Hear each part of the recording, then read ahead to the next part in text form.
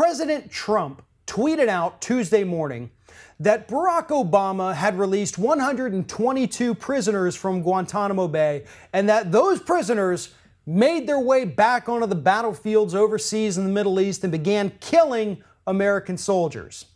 Now, before we get into why it's important that he said that, let's dissect this for a minute, because of those 122, George W. Bush, the Republican, actually released 113 of those. And so far, we really don't know of that many, certainly not all of them, who have, quote, returned to the battlefield to begin killing American citizens. But here is why Donald Trump's tweet is so important. It's from where he got that information. He got that information, those numbers, the idea of that tweet, from Fox and Friends on Tuesday morning.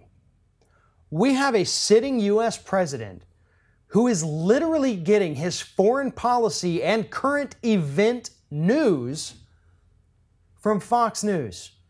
I mean, if you want to talk about fake news, Fox News is sitting there in the throne as the king of fake news, have been for 2 decades now. For 20 years, they have been the least reliable cable news source in the United States.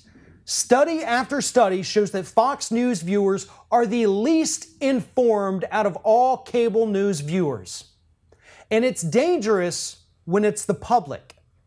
It's deadly when it's the president. Because we've already seen what happens when he made his last night in Sweden comments.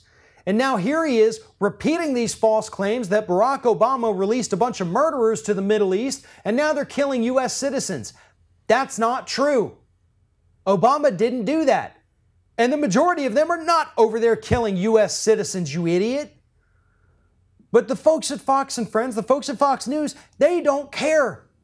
Their base, their Republican base, is built on fear. That's all they know how to do is be afraid of shit. And so that's why they say these things. That's why they spread these lies. Because it keeps their viewers entertained. It keeps their eyeballs glued to the television. What do I need to be afraid of today? What's going to try and come kill me because I'm living in a perpetual state of fear? Again, dangerous when it's the public, deadly for the American people when it's the sitting president of the United States doing this. And that's what we have today. Donald Trump is getting his information about the way the world operates from Fox News. And if that doesn't scare you, then you're not paying enough attention to what's happening in the United States today. Fox News has always been dangerous. But now that they have a president who blindly believes every single thing they say, that's putting us all in danger.